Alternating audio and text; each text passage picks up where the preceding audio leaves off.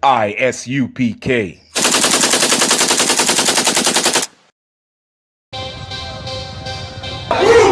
want no cowards in our camp, in our camp. Only men prepare to die. We want no cowards in our camp, in our camp. Never let their brothers die. We want no cowards in our camp, in our camp. Only men prepare to die.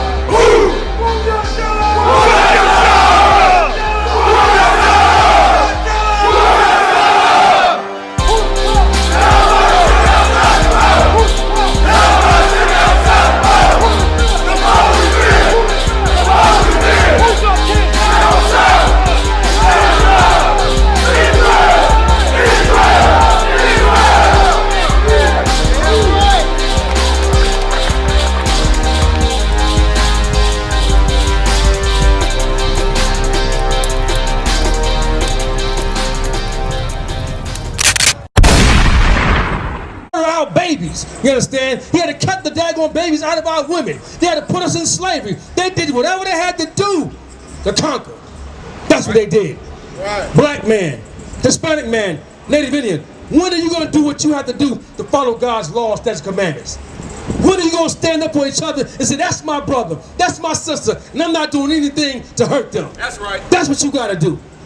You understand? We got to figure out what it is that we got to hear. You understand? Give me 1 second. Let me go to the verse. It's time to get to the scriptures. Because everything these brothers are bringing out was right for you. You understand? And it's all thus said the Lord. Give me 2 Chronicles.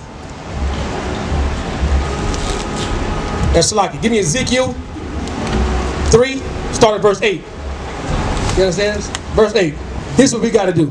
We got to find a way to get back to law, statutes, commandments, you understand? We got to find a way to love our little children again. Sisters, if you got children, bring them into the school of universal practical knowledge. We would get them together, you understand? We raise men up in here. We raise children up in here. Right. We don't abort our babies. You know why? Because we have a brotherhood. We have a brotherhood that'll take that child, that'll take that daughter in. Because if you can't afford them, just think about it. All of us, we have children, we thought we couldn't afford them either. We thought, I got 4 daughters, and I thought I couldn't raise them. I thought I couldn't afford them. But guess what? My daughters are 30 years old, 24 years old. And I started all the way over and got another 2 babies. One is 1 year old and one 3 years old. And I'm like, dang, I can't afford them. That's right. That's right. We all think we can't afford these babies. But the special thing about our school, the special thing about the brotherhood is that if you can't, they will help you. You understand? Right. You have help within the school. Because that's what we have, a little sanctuary that is God risen. The Lord has showed us how to take this Bible and get the Christianity off of us and walk in the spirit of the Most High God. You understand? That's right. If I see my brother in need, I help my brother. I see my sister need diapers, I push out, we get our brother some diapers. Get that sister whatever she need. Get that brother whatever we need. You understand? Whatever you need is right here in these scriptures. Read it when you got it, brother. The book of Ezekiel, chapter 3, verse 8. Behold, I have made thy face strong against their face. That's what we have to do. The Bible said we got to make our face strong against our face. That means we got to come out here on these streets and get right in each other's face. And say, brother, I love you so much, I don't want you doing that daggone dope. Right. I love you so much, you're going to not be a whore. Right. You're not going to do the things that are against this Bible, you understand? We got to be bold. All the things that the Lord told us to do is in these scriptures. The holidays, He told you to feed. We got a feast day coming up real soon. We don't celebrate birthdays and Christmas and all that stuff. Is your president has taught you to join. Right. Has taught you to daggone celebrate. And all that does is put money back into their pockets. That's right. Right back into their pockets. Every holiday that you celebrate, you put money into their pockets. But I got a whole another side, the flip side of the coin is this. If you pull away from the Thanksgivings and Christmases, guess what you will do? You will break this economy. You will break this economy. You know why? Because everything in the United States is predicated upon you, black man, and you, black sister. Everything is predicated upon you. If they can control the black man, Hispanic man, and Native Indian man, they can control everything on thing. But you're the #1 key to this whole society. Right. This whole society, you're the key to it. There's no one stronger. There's no one smarter. There's no one faster than a black man, you understand? You just had the Olympics. And we dominated over the Olympics. We dominated over the Olympics. If you was black, you was Hispanic, Native Indian, you ran the whole Olympics. That's why people came to watch you.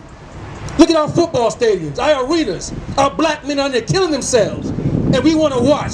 Your oppressor watches you take your rage and your frustration out on each other. That was a whole design scheme, you understand? And they're getting paid off that. And that's our job right here in the UPK. We're told to come out here and get right in the face of our people and let them know what thus said the Lord, you understand? Read it again. Book of Ezekiel, chapter 3, verse 8. Behold, I have made thy face strong against their faces, and thy forehead strong against their forehead. You got a hard head, Israel. You got a hard head. You don't want to be told what to do. Our sisters don't want to be told what to do. Don't wear that, sister. You look like a whore. Brother, put that blunt down. You don't need that blunt. Put up your pants. We don't want to hear that. But these are the things that's keeping our brothers in daggone slavery. These are the things that we can't come up and rise above each other for. Because you don't want another man telling you what to do. You don't want another sister telling you what to do. You tell a sister something, roll her neck, roll her eyes, snap her finger. You tell a brother what he want to do. He want to get body with you. You want to pull out the gat and switches like he's the only one with one. That's how we get black on black crime. Because we got our Christian pastors telling you it's okay. Because whatever you do, the Lord will forgive you. Don't worry. That's what he want to tell you. Don't worry, the Lord will forgive you. The Lord knows your heart. What the Lord said about the heart, he said your heart is wicked above all things. Who would know it? Right. You understand? Right. We are wicked individuals. Without this Bible right here, we have no laws, statutes, commandments. We don't understand nothing that's right or nothing that's wrong. We're going off our own understanding. That's what you're doing.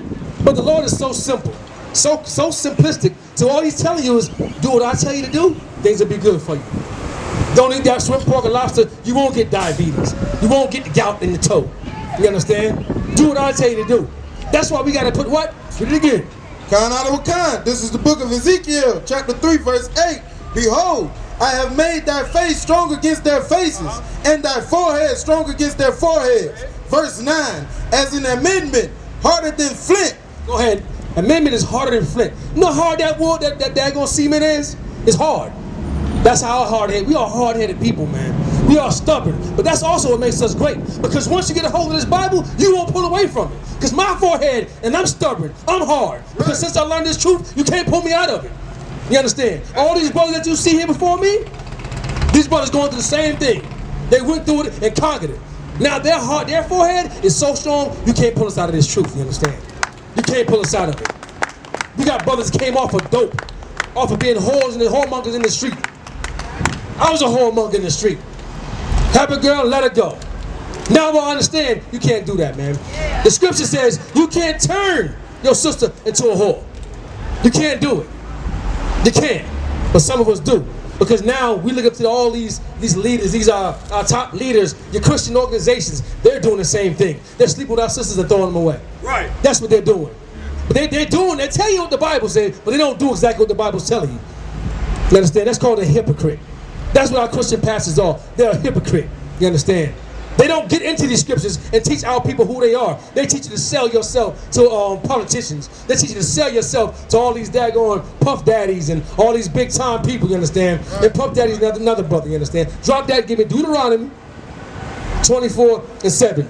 Because what's happening in that whole PDD case is horrible. And everybody that knows anything about it should be in the same area he's in, prison. You understand? Because they knew something and didn't stop it. Right. They knew something and didn't stop it. They all on TV giving you little tips and little this and little that about what he's doing, but no one actually called the law and reported it on that brother. You understand? Read it when you got it, brother. 24. This is the book of Deuteronomy, chapter 24, verse 7. If a man be found stealing any of his brethren of the children of Israel. Any man found stealing his brother of the children of Israel, that can be twofold, you understand? Because your oppressor stole us. He stole us and put us in slavery. But only not, we do it to ourselves. You got all these daggone rappers and these politicians and actors who are essaying each other. Essaying our people. Right. You understand? Send them into slavery, sex slavery. Right. That's what they're doing to our people, man. Stealing our young ones into slavery, modern day slavery, selling them on the market. You understand? That's what Puff Daddy has done. That's what our Christian pastors have done. That's what our Christian leaders have done. They sold us out, you understand? They sold us out for merchandise. That's what they look at us as, merchandise. That's right. That's why they want to go ahead and say, you know what, vote and vote and vote, because they look at us as merchandise. They're getting money off of us. They're getting money off the black, Hispanic, and Native Indians' back, you understand? Right. But we running around saying, who's going to save us? Who's going to save us? The Lord is going to save you, that's who. The Lord is going to save you. But the only reason you'll know how he's going to save you, if you get into this book and understand, and let one of these brothers teach you this Bible.